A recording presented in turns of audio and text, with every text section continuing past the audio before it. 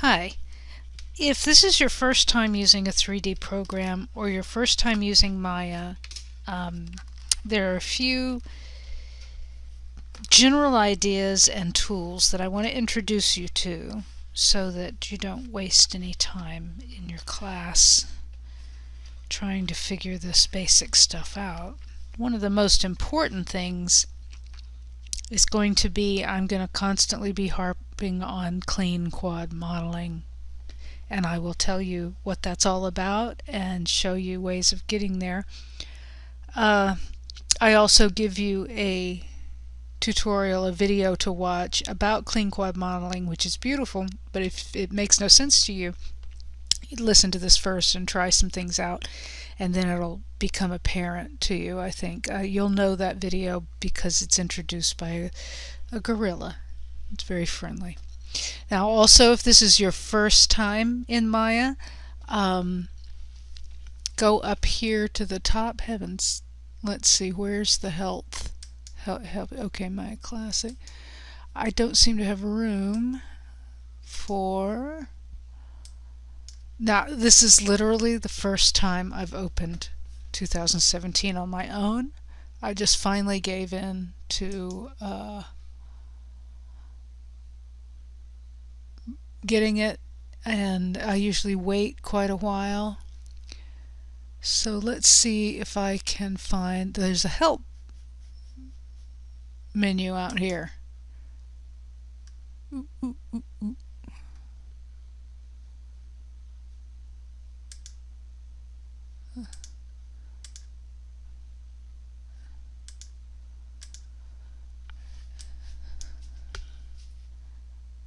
Oh, there it is. Okay. And if this is your first time, I want you to watch this 1-minute startup. If you have a different version, don't worry. 15 or 16, a lot of my videos are in 15, and the help menu will be somewhere up in this edge. And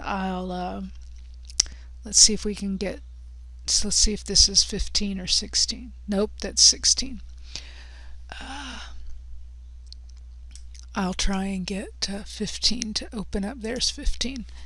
And we'll close 16 just to show you quickly the interface differences. Anyway, watch those movies so you know how to move around. So, okay, the first thing I want to talk about is clean quad modeling. Here we are in 16, looks very similar, so I'm going to close it because I don't think anything's really moved since 16. Go away. Here's 15, a little bit different. Here's the help menu. And the 1-minute startup movies. The other difference between 15 and 16 and 17 is the interface has changed a great deal, besides finally getting a font that people can see. The different menu settings, menu categories has changed.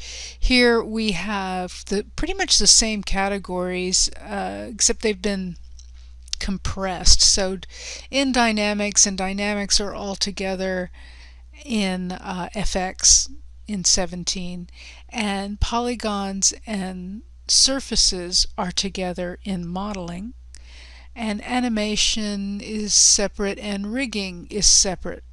And I think that's all of them. So let's go back and take a look. Here's 17, and we have, let me get this to go away so I can see, modeling, rigging, animation, FX, and rendering. So they've separated rigging outside of animation and compressed both NURBS and polygons in the modeling subset. Well, now we're only going to work on polygons. And the reason is that, sorry, distracted, shiny things everywhere. I'm trying to get this in there. There it goes. This is my channel box. I use it a lot, so, but it's huge. I did mention this is the first time I've opened this, right? All right, let's go back to the attributed. There we go. All right. The other thing I like to use a lot is the outliner, so I'll hit this third button down here, and get a very different result than I'm used to. I must have the outliner open somewhere because it didn't open. It would usually open the perspective window and the outliner. So panel, outliner. Yeah, I don't know why. It could be because it's the first time I've opened it and I may need to go in and update things. Let's look. Here's a way to find out about Maya. I am on no service pack, it looks like. I don't see. Usually up here it'll say SP something, and that'll be the Surface Pack you're on. So I very well may need to update, and if things start bothering me too much, I'll stop the tape and update. See if I can get any service packs. I usually wait till Service Pack 6 before I indulge in a new software, and you'll understand why after a while. Well, the first thing we'll do, I'll just introduce you to making some basic shapes. Okay, primitives, and here we have conveniently the polygon shelf with already a lot of tools, but you will notice there are just too many tools. Okay, I'm going to introduce you to a few favorites, and you can get really pretty far with those. In fact, some of these tools I have never found a use for. So the way the tools are organized, though, mesh, the tools here would operate on the object as a whole. This is an object, okay? The object is composed of components. So we have, if I'm right-clicking, edge, vertex, face, and object mode, okay? This is a face, these are edges, and a vertex is right here where they come together. And I can go multi, and that way I can choose anything, but I have to be particular. So see that yellow? That's a vertex. That's an edge. This is a face. Now, what I want new students to do is to go into the Preferences, scroll down on this side, look for the word Selection. Hold on just a second.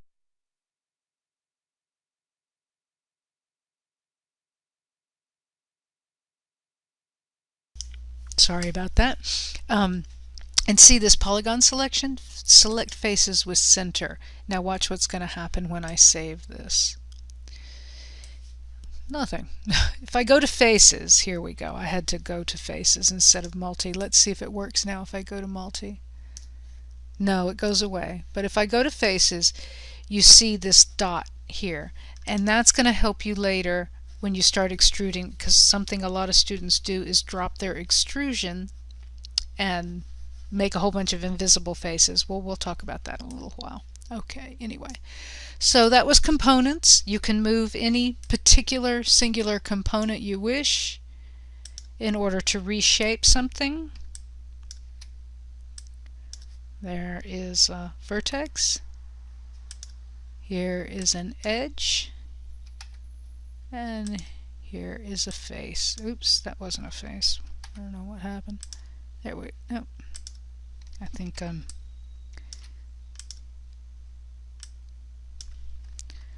not selecting correctly.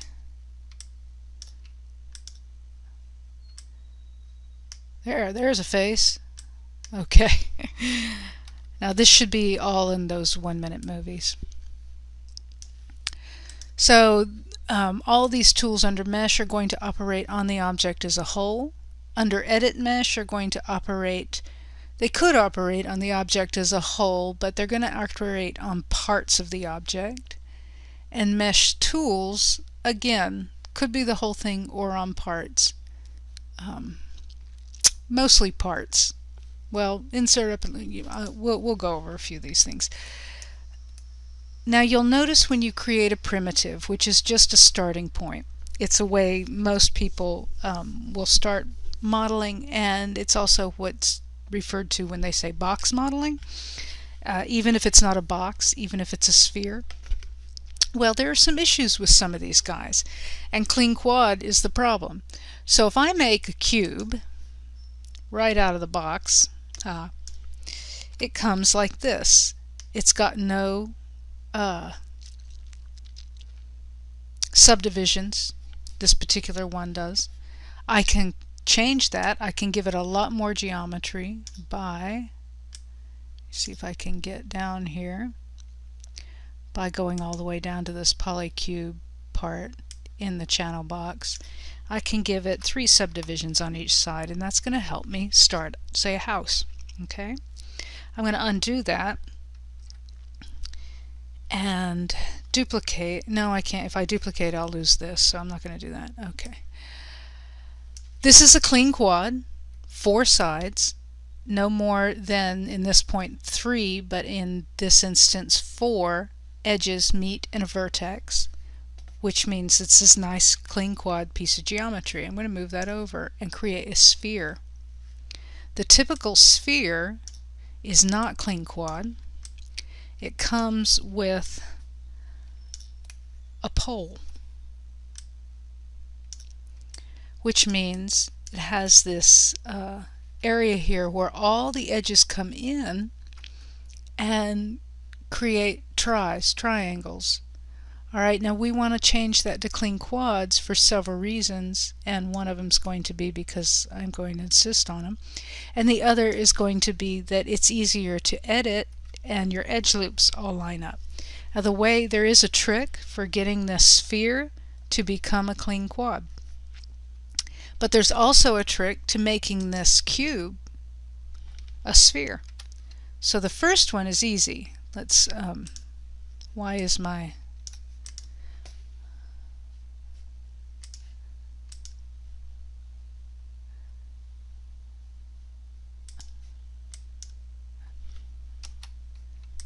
alright,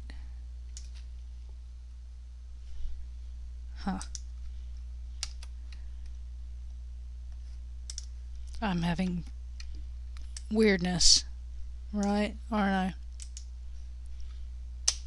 Because my tool, there it is. Jeez Louise. Thought I was going to have to update, but let me just go over this.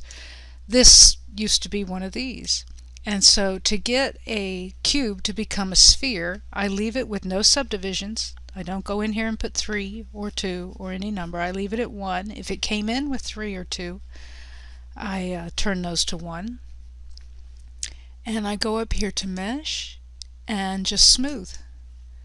That's a little blocky, right? So I'm going to hit the G key, which means again, smooth it again. Or I could have put a 2 up in those subdivisions. Now I've got something that looks like a sphere, but in general it's clean. Well, not in general, it is actually clean quad, and the only problem I have, it's not a problem, but this is what you do to quads sometimes to create corners. So it's got 1, 2, 3, 4 sides. It doesn't have to be a perfect square. A quad doesn't have to be a perfect square. But the advantage to this is that I can edit easily. I'm going to go to edges by selecting entire rows, okay, of edges. And that was, I just double clicked and I got entire rows, except here the edge loop has stopped, so I would have to hold the shift key and keep going around all 4, and that seems to be the only place. Every time one of those faces, one of those original faces, we run into one of those original cube faces, like that was one big face on the bottom, that's where you're going to see that here too.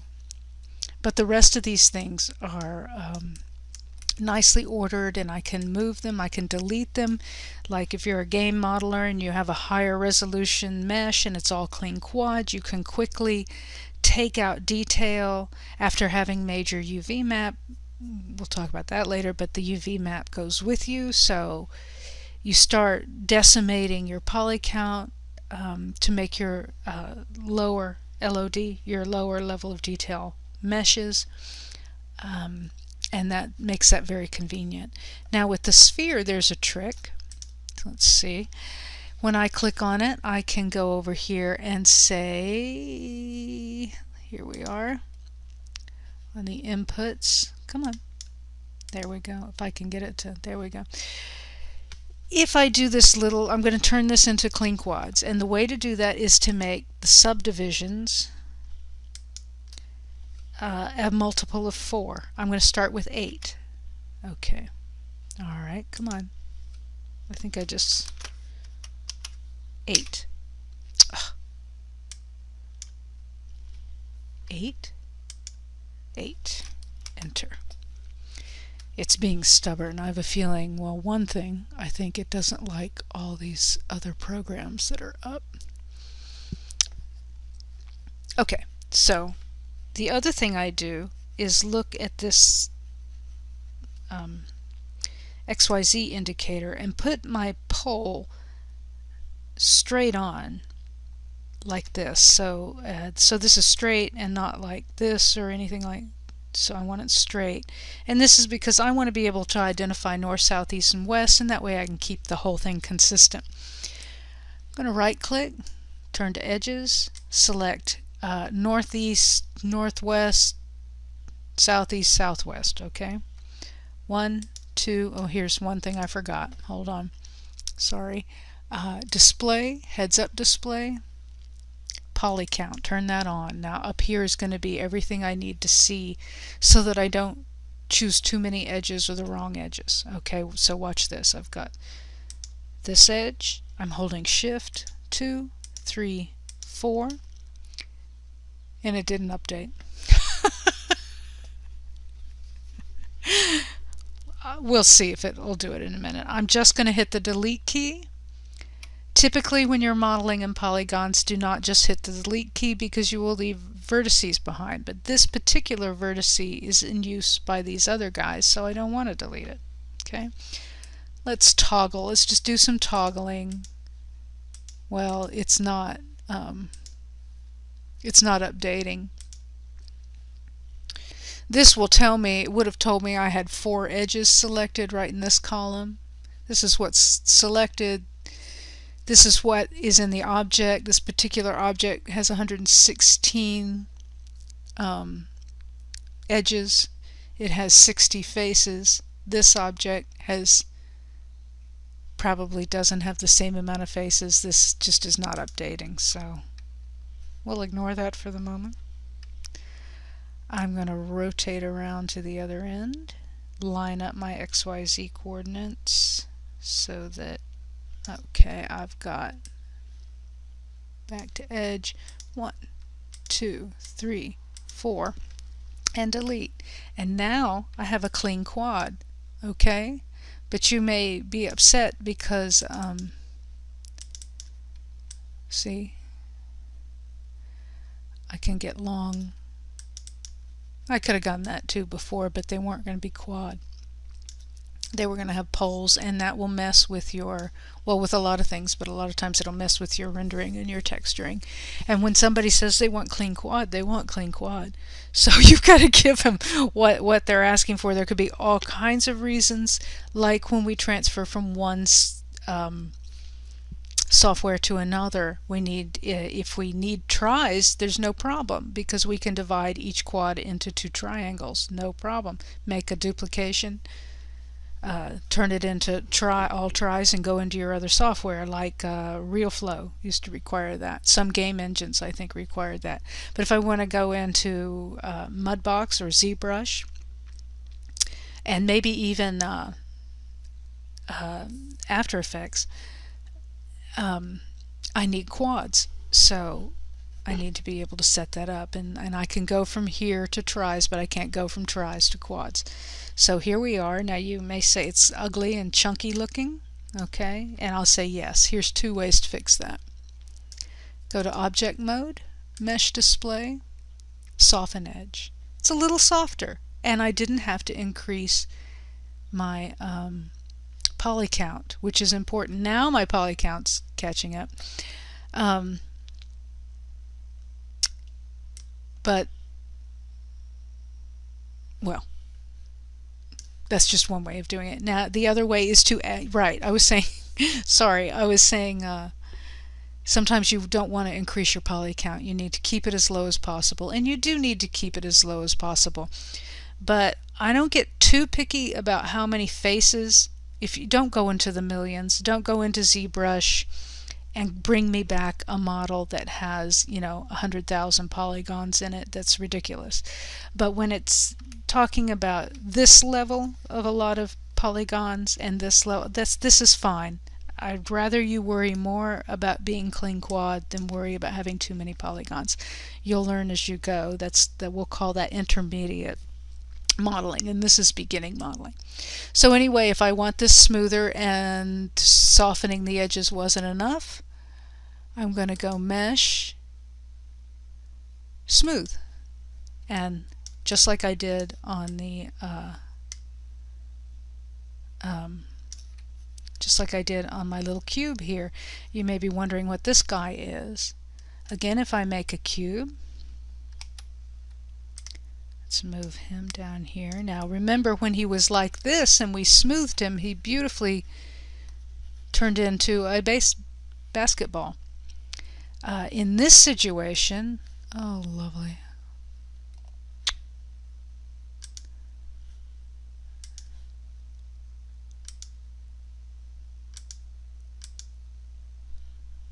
Oh dear, oh dear.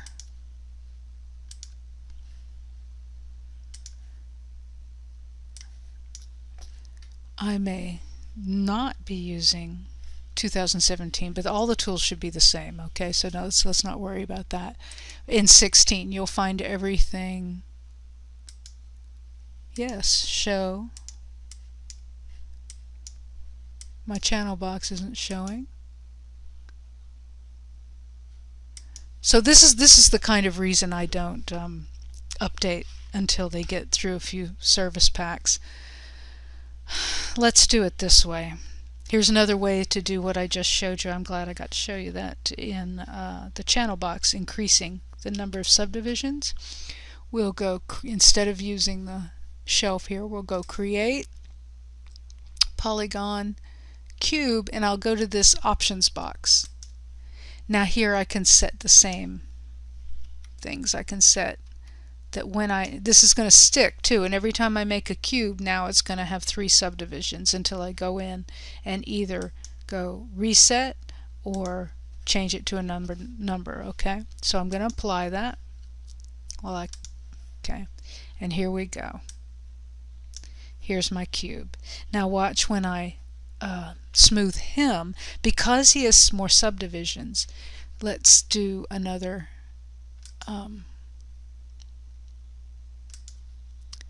cube,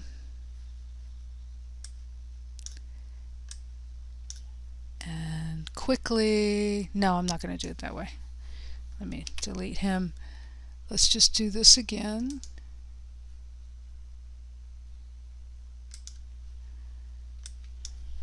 Fast way is to say reset, apply, close it. It should close automatically. So let's do smooth. The smooth means it's going to calculate from this edge to this edge, or from this edge to this edge. It goes from one edge to the next edge, and it's going to calculate an arc based on the distance of those 2 edges. So when I hit Mesh, Smooth, I get a circular form here because it went all the way across and just divided each face into 4 faces. And with this one, I hit the G key because it didn't have as far to go. It just rounded off the edges. Okay? So that's a way of getting yourself a little more